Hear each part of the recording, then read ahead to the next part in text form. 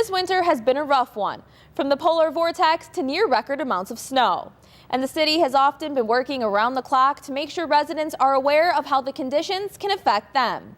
I got a behind-the-scenes look at how city workers clean up our streets and how residents can get the latest important information when bad weather strikes. This winter, bad weather has been a reoccurring theme, leaving many of us yearning for spring. When winter weather storms come, the city of Naperville works around the clock. Communications manager Linda LaCloche works with supervisors at the Department of Public Works to get information and share it with residents. I talk with them, I discuss, how things are going, what they feel the situation is, at that moment, where what they think is coming, use a little bit of a prediction. And then at that point, I make a decision whether or not I should launch a Naper Notify. Naper Notify was launched just a few months ago as a way for the city to convey important information via email, text messages, or phone calls. Residents sign up online for the system, and opting in gives you access to updates like what streets have been plowed or how road conditions are looking around town. We're not going to send anything on a community notification past 9 p.m. and we're not going to send anything pre 6 a.m. So again, community notifications are information that can help you plan your day, but it might not be, the most pressing information that you need at that moment. Where emergency notifications, again, if an emergency occurs and we need to outreach to our community, we're going to launch a message, but that's going to be a very high priority thing, and there'll be a lot of decisions on our side before we utilize the tool in that way. LaCloche can access Naper Notify from any computer and send out alerts as needed because communication is a 24-hour job.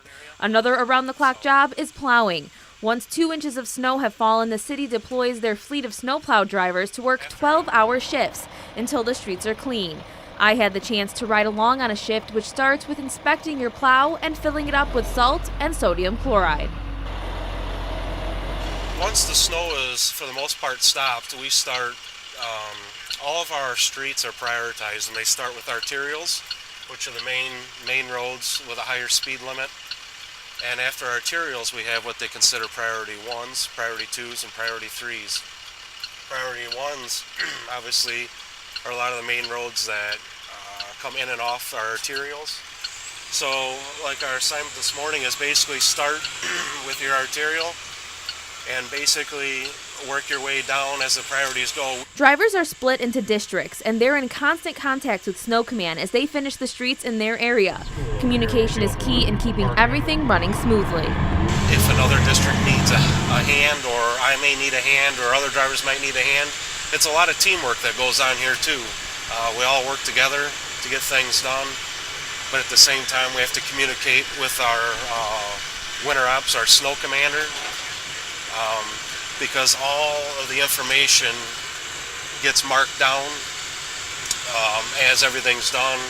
After I get my priority 1s done, I will call the snow commander and tell him it's done. He writes it down, and that way it's all recorded. This winter has posed a unique challenge for plow drivers who need their vehicle to do their job.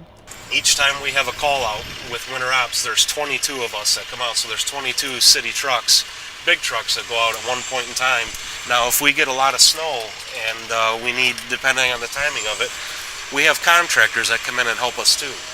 But what a lot of people don't realize with these is these trucks get a lot of hours put on them. Like this truck here has been running for, over 20 hours now. So we have a lot of breakdowns with these trucks.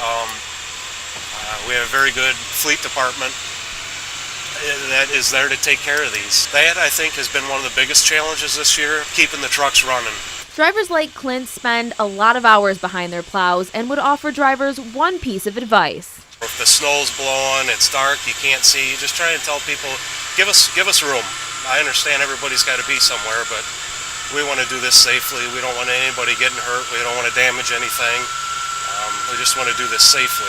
Safety and awareness are needed year-round, and with Naper Notify, residents will continue to get important information as the seasons change. We have set up these different notifications, special event alerts, so we have a ton of things going on in the spring and the summer, streets that close. We'll be able to notify people who opted into that category that this street's going to be closed beginning, tonight at 6 p.m. and, just giving them traffic alerts about Route 59, which is a project that's going to go on for the next 2 years. If they've opted into that category and we have some information to share with them, then, they'll get that via the delivery method that they chose when they sign up for napernotify.com.